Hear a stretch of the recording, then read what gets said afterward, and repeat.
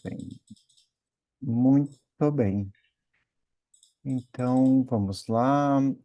Honrados com a presença das senhoras e dos senhores, o programa de pós-graduação em Psicologia da Pontifícia Universidade Católica do Rio Grande do Sul tem a satisfação de abrir os trabalhos da 19ª apresentação de defesa e dissertação do ano de 2024.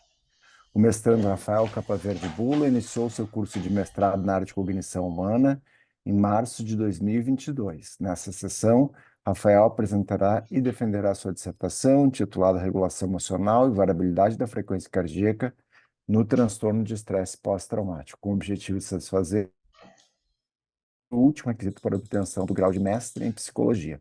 A avaliação estará em cargo do orientador, eu vou coordenar a sessão, e os membros da comissão de avaliação, o professor Dr. Gustavo Gala, da Universidade Federal do Rio Grande do Sul, e a professora doutora Júlia Luiza Schaeffer, da Universidade Federal do Rio Grande do Sul. O Rafael tem, então, um limite aí de até 30 minutos para fazer a apresentação.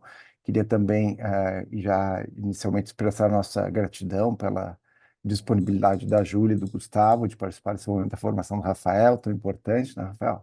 Dois longos anos aqui de trabalho, né? Então, a gente sabe que é uma doação do tempo e da energia dos colegas fazer isso, então, muito obrigado, já desde agora. Também agradecer aqui a presença dos colegas do grupo de pesquisa e dos familiares, né? É, como se diz, né? It takes a village, né? Para fazer uma dissertação, para fazer uma tese. Então, nunca embora a autoria seja individual, mas é sempre um esforço coletivo e sempre por trás estão, né, os cônjuges, os familiares né, e os colegas. Então, Rafael, tu podes já compartilhar a tua tela. E eu vou aqui silenciar o microfone, eu fico cuidando aqui os participantes também, tá? Primeiramente, gostaria de agradecer a todos pela presença, né? Principalmente aí para o doutor Gustavo, a doutora Júlia, que aceitaram aí o nosso convite, e é com muita alegria que a gente vai participar desse momento. Espero que seja muito agradável para todos. Para mim vai ser muito produtivo, com certeza, tá? Deixa eu ver se eu consigo compartilhar.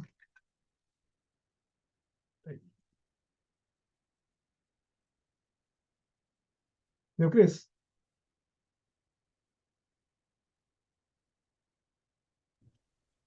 Sim, vamos dizer assim, talvez se tiver alguma função de apresentação.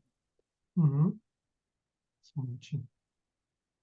Eu vou ter que sair e botar a tela inteira dessa guia.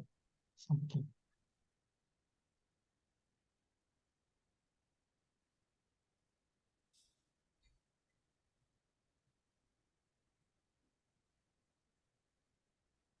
Agora sim, né?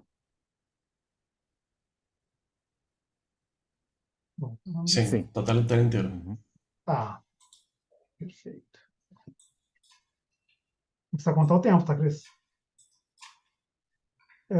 Então, senhoras e senhores, né? A minha dissertação é sobre a regulação emocional cognitiva e a variabilidade da frequência cardíaca no transtorno de estresse pós-traumático. Para abordar a questão da psicofisiologia, a gente escolheu um modelo de integração neurovisceral que integra aí vários aspectos psicofisiológicos, cognitivos, afetivos, de regulação autonômica, né? Esse modelo, né, ele sustenta aí a existência da rede autonômica central, o Central Autonomic Network, o CAN, que atua na regulação do sistema nervoso autônomo, né, que conta aí com o sistema nervoso simpático, o sistema nervoso parasimpático, controlando as funções autonômicas do organismo. Lembrando que o sistema nervoso simpático regula as funções de resposta do organismo a estressores ambientais, né, e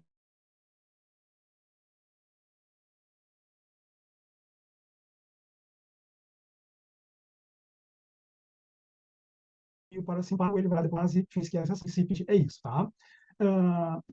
Bom, a VFC, né, a variabilidade da frequência cardíaca, tem se tornado, nos últimos anos, um indicador importante do funcionamento do sistema nervoso autônomo, né? Por várias questões, por ser fácil de mensurar, ser barato, etc. E né, porque, enfim, gera dados bastante interessantes aí do funcionamento do SMA. Falando ainda do sistema nervoso autônomo e da rede autonômica central, né, a gente tem várias funções autonômicas aí envolvidas, né, desde a atividade cardiorrespiratória, que nos interessa bastante, até diversos outros sistemas de controle neural, hormonal, mecânico, ciclos circadianos, temperatura corporal central, regulação integrada do metabolismo, entre outros. Aqui a gente tem agora um desenhozinho meramente ilustrativo, tá, do CAN. Então, a gente vê, por exemplo, que engloba desde o núcleo do leito da estria terminal, córtex cingulado anterior, córtex pré-frontal medial, córtex insular, hipotálamo, núcleo central da amígdala. Depois, o tronco cerebral também tem estruturas, tá, que estão incluídas no CAN. Substância cinzenta periquitotal, núcleo parabraquial, núcleo de trato solitário, medula ventrolateral. E a gente tem um nervo vago aí, controlando a parte cardiorrespiratória, principalmente aí com atividades aferentes e eferentes, é o que nos interessa bastante também no trabalho. Bom, como eu tinha falado, o VFC, né, é um dos principais indicadores do funcionamento do sistema nervoso autônomo. E a gente tem domínios, parâmetros por domínio de tempo, parâmetros por domínio de frequência. A diferença da VFC para a frequência cardíaca normal, comum, entre aspas, é que a frequência cardíaca comum ela é simplesmente uma média dos batimentos cardíacos em determinado período de tempo, geralmente por minuto, enquanto a VFC vai estudar a variação entre essas batidas, a variação de tempo ou de frequência entre essas batidas, tá?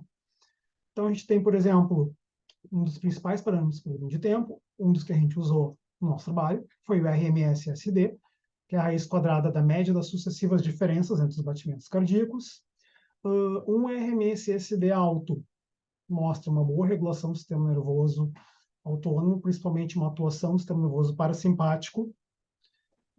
Por outro lado, indivíduos com TEPT tendem a ter um RMS-SD baixo, né? Um déficit de regulação, vamos dizer assim, na atividade parasimpática. Depois, os parâmetros por domínio de frequência, tá? Nós usamos o high frequency, componente de alta frequência, que também indica atividade parasimpática e regulação da atividade respiratória, e o low frequency, componente de baixa frequência, que é o resultado da interação entre o sistema simpático e parasimpático, mas em medições de curta duração, como a nossa, né, ele está mais relacionado à atividade barorreflexa, então vamos interpretá-lo com certa cautela. Temos ainda a razão entre high frequency e low frequency, que também indica o equilíbrio simpático-vagal, mas quando ele está alto, né, ele está demonstrando uma ativação simpática. E aí indivíduos com TEPT tendem a ter esse parâmetro aí elevado nas medições, né? Bom, falando ainda de VFC no TEPT, a gente tem indivíduos com TEPT apresentando a frequência cardíaca elevada em linha de base. Eles tendem a ter uma baixa variabilidade da frequência cardíaca.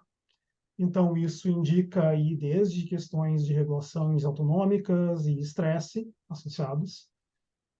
Atividade parasimpática reduzida, quer dizer, os indivíduos com TEPT têm uma dificuldade de retornar à homeostase depois de uma excitação fisiológica, e uma capacidade também reduzida do sistema nervoso autônomo para enfrentar estressores ambientais. Já a alta VFC, né, indica uma regulação melhor das funções parasimpáticas, uma ativação melhor das funções neurais pré-frontais e, consequentemente, melhor desempenhos em funções executivas. Falando agora da regulação emocional no TEPT. De forma geral, na literatura sobre regulação emocional no TEPT, a gente vê que os indivíduos com TEPT tendem a ter uma dificuldade de regulação emocional. Predominam as estratégias de regulação emocional desadaptativas, como evitação, supressão, preocupação, ruminação, além de autoculpa, catastrofização, cognições negativas sobre si e sobre o mundo, essas três últimas geralmente associadas, né, a alterações negativas de humor. Além disso, é bem comum a supressão expressiva, que também está associada a uma ativação simpática maior e sintomatologia de TEPT mais intensa. Por outro lado, a reavaliação cognitiva, considerada uma estratégia mais adaptativa, está associada a uma menor ativação simpática e também uma sintomatologia de TEPT menos intensa. Tá? Outras estratégias mais adaptativas também, como aceitação, reavaliação, resolução de problemas, também estão associados aí a menos sintomas de TEPT. Bom, para abordar a regulação emocional no TEPT, a gente escolheu o modelo da CERC, né? Enfim, é um modelo interessante porque algumas das estratégias de regulação cognitiva da CERC só aparecem nesse modelo. A gente vai ver logo adiante. Vamos chamar elas de EREC, tá? Para facilitar. É um nomezinho meio feio, mas ajuda para facilitar bastante. Entre as EREC adaptativas, a gente tem a aceitação, que é quando o indivíduo simplesmente aceita uma situação que não tem como ele modificar, está fora do alcance dele a modificação dessa situação de estressor ambiental, por exemplo. A reorientação positiva, quando o indivíduo direciona propositalmente aí o pensamento para situações mais alegres ou mais agradáveis. O foco no planejamento, que é também direcionar o foco cognitivo para planejar o enfrentamento de situações ansiogênicas ou de estressores ambientais. A reavaliação, que é quando o indivíduo consegue atribuir um significado aí mais positivo, né, à experiência traumática vivenciada. E colocação em perspectiva, que é quando o indivíduo ou minimiza a seriedade, né, do evento traumático ou a gravidade desse evento, comparando a outros eventos aí já vivenciados. Entre as EREC desadaptativas. Na autoculpa, o indivíduo assume toda a responsabilidade pela situação ocorrida, mesmo que isso não corresponda ao que aconteceu na realidade, né? A ruminação é aquela perseveração em pensamentos, sentimentos gerados a partir da vivência traumática. A catastrofização, né, é aquela ênfase constante no terror vivenciado. E a culpabilização do outro é atribuir ao outro toda a responsabilidade por um ocorrido, quando isso não necessariamente também aconteceu daquela forma, tá? Buenas. Regulação emocional cognitiva e VFC no TEPT. Começamos a montar o quebra-cabeça. A baixa VFC, né, geralmente está associada a excitação emocional, piores desempenhos em funções pré-frontais, e isso geralmente está presente em indivíduos com TEPT. Propensão à ansiedade, dificuldades de regulação emocional e muita ruminação, outras cognições perseverativas aí, preocupações e intrusões. Por outro lado, a alta VFC geralmente aparece associada com melhores habilidades de regulação emocional e reavaliação.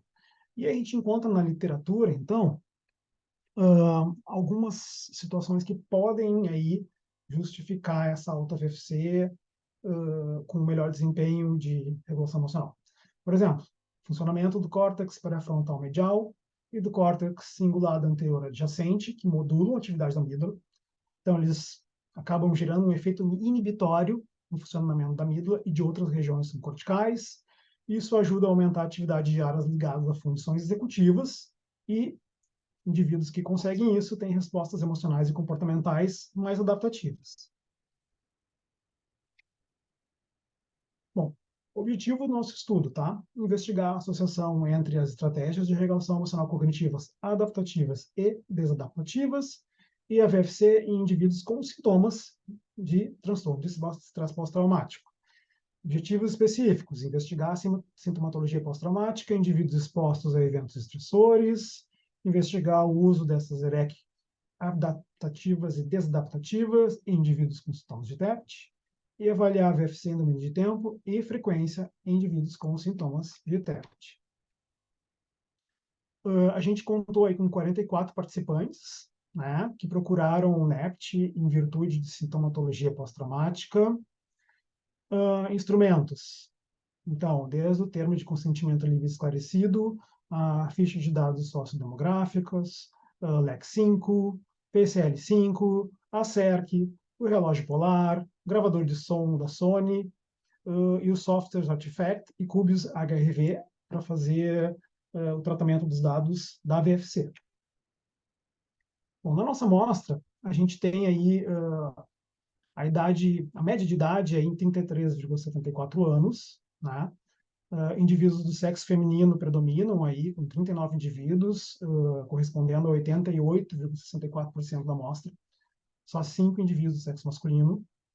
Depois, indivíduos com ensino médio completo. A gente tem aí a faixa predominante, com 36,36%, superior incompleto, com 25%, só destacando alguns aqui por cima, tá? Na questão do estado civil, a maioria dos indivíduos é solteiro, 63,64%. Depois, os casados com 18,18%, mais ou menos isso que a gente tem na caracterização da amostra. Bom, procedimentos. No primeiro dia, o indivíduo passa por uma avaliação clínica.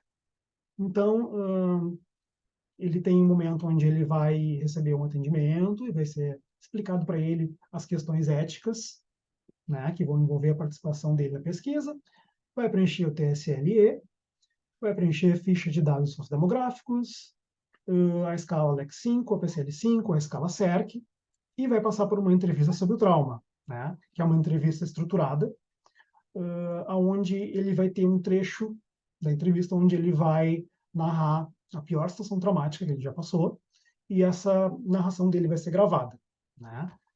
Depois a gente vai armazenar, editar, e isso vai resultar em um áudio de 2 minutos, onde ele vai estar falando a pior situação traumática, né? Isso vai ser usado em um outro momento, aí no dia da avaliação psicofisiológica.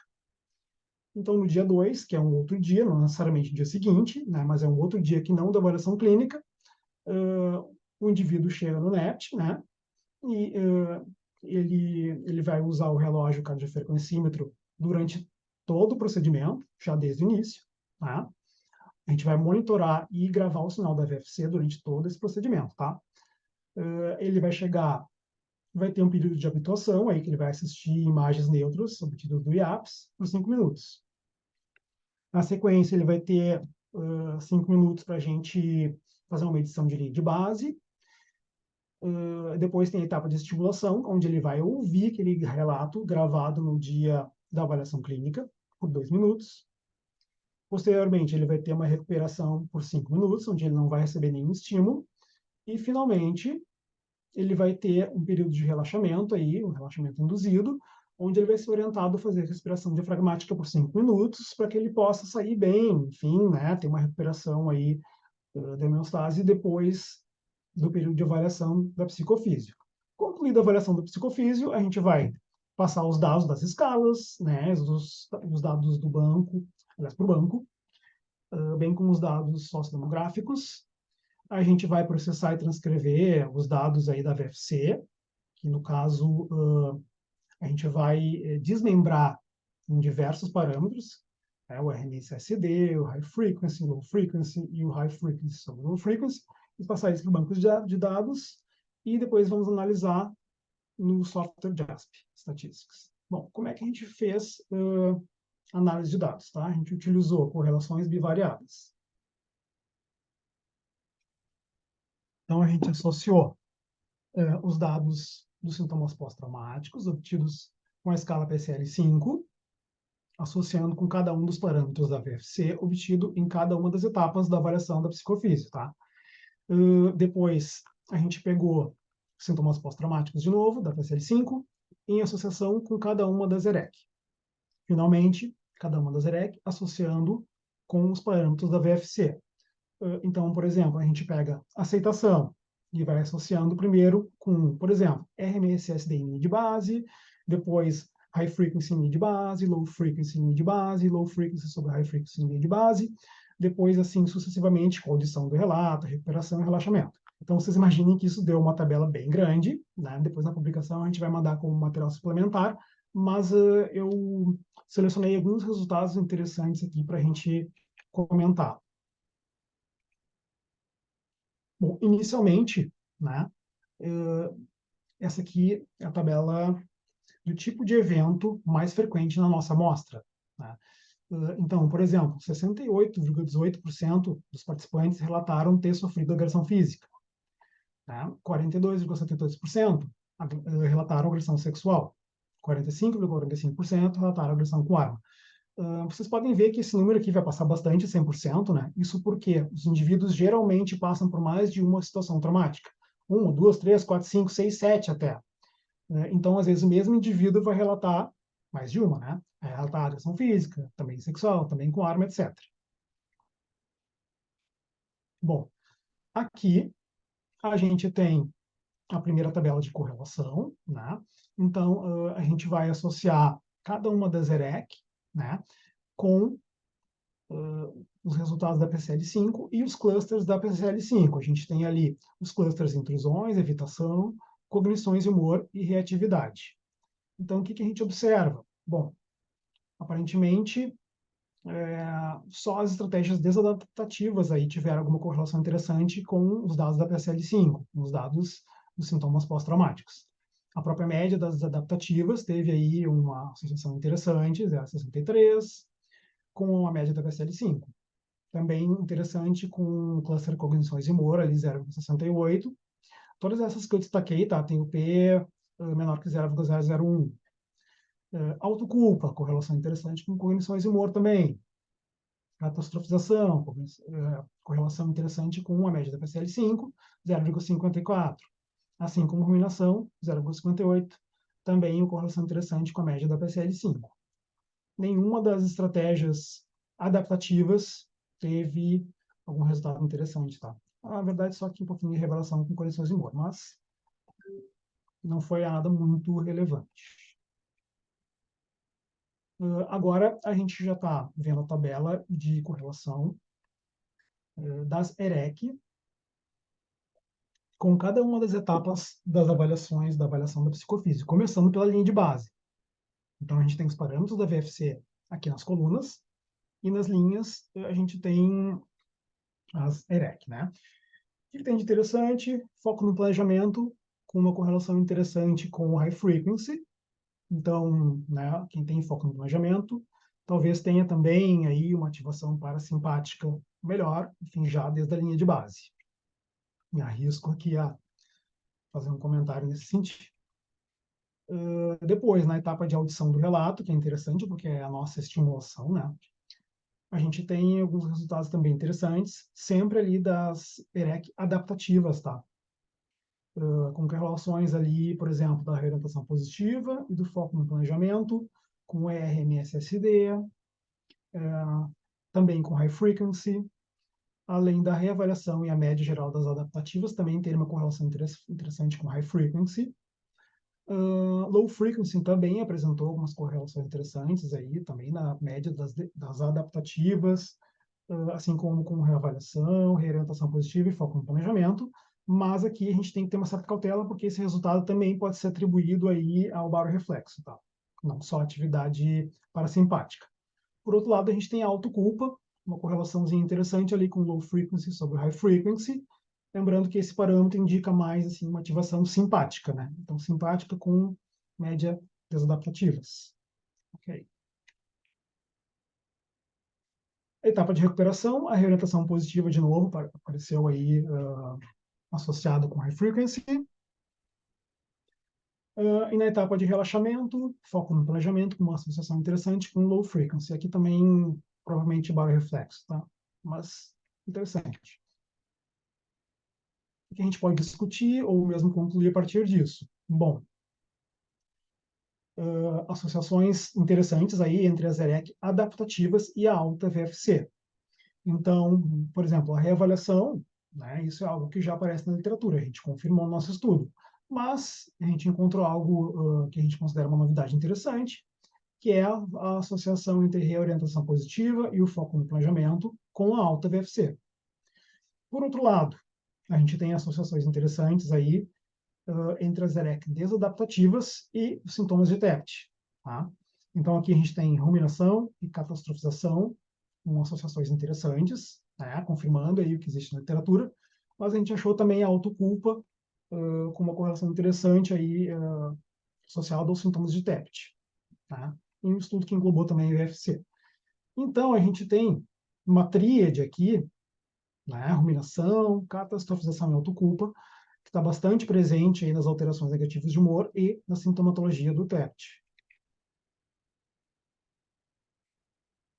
Em frente, vamos ver aqui. Bom, fatores associados à alta VFC.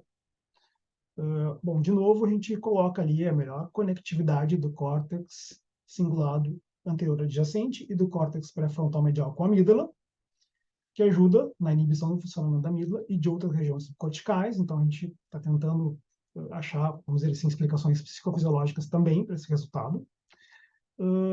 Com isso, a gente observa uma ativação maior das áreas ligadas a funções executivas, e isso resulta em um controle inibitório melhor, uma capacidade melhor para a regulação das emoções. Por outro lado, fatores associados às EREC desadaptativas. Então, indivíduos que passam por exposição, né, a experiências de estresse intenso podem desenvolver um padrão de enfrentamento desadaptativo, perdão, mais persistente. Isso, né, geralmente vem junto com cognições perseverativas, provavelmente hiperatividade da amígdala ou hipoatividade do córtex pré-frontal medial, podendo levar também a hipervigilância, que muitas vezes leva a uma avaliação superdimensionada das ameaças ambientais, podendo chegar mesmo a causar uma sobrecarga alostática. Isso pode levar a prejuízo na regulação autonômica e no funcionamento do eixo HPA, ou mesmo a neurodegeneração. Certo? Bom, resultados diferentes do esperado. A gente esperava encontrar aí correlações inversas significativas, tá, das EREC adaptativas com sintomas de TEPT. Não encontramos nada muito significativo. Por outro lado, aí, o Caxcurin e colaboradores obtiveram resultados semelhantes, tá? Então, eles também não associaram inversamente aceitação e reeducação positiva com TEPT no estudo deles. Além disso, a gente não encontrou correlações significativas entre as EREC desadaptativas e a baixa VFC, indivíduos com sintomas de TEPT, né? Ou muito pouco, menos do que a gente esperaria.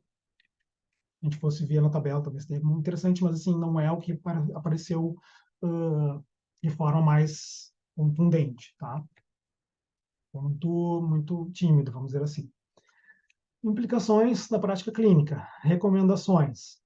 A partir do que a gente encontrou, a gente recomenda que se ajude os pacientes a desenvolver habilidades de regulação das emoções, baseadas no planejamento prévio, no enfrentamento das exposições, porque, enfim, o enfrentamento focado no problema se mostra mais eficiente do que o enfrentamento focado na emoção, que seria, vamos dizer assim, como a maioria dos indivíduos iria agir normalmente, sem passar por uma orientação psicoterapia. Tá?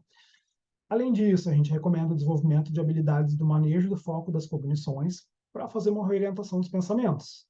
Então, pensamentos ruminativos, catastrofizantes, de autoculpa, podem, de repente, ser reorientados para pensamentos de conteúdo mais positivo que não estejam associados a alterações negativas de humor. Sugestões aí para estudos futuros. Bom, sobre EREC desadaptativas e baixa VFC em indivíduos com TEPT.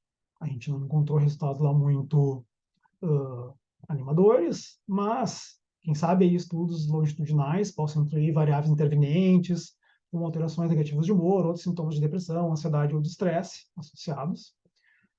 Assim como sugerimos estudos futuros que abordem as EREC adaptativas e a alta VFC em indivíduos com TEPT, para que possam confirmar e aprofundar o que a gente encontrou e, quem sabe, né, investigando como essas EREC adaptativas e a alta VFC interagem entre si, com variáveis intervenientes, mediadoras, moderadoras, aí a gente não conseguiu aprofundar muito nisso, principalmente quando a gente fala de reavaliação, reorientação positiva e foco no planejamento. Senhoras e senhores, sendo que eu tinha para hoje, eu acho que é isso. Agradeço a atenção, passo a palavra para vocês. Obrigado, então, Rafael, pela apresentação, ter se mantido dentro do tempo. Agora, se tu puderes parar de compartilhar a tela, então eu vou encerrar aqui a gravação, né? E aí a gente vai passar, então, para a arguição.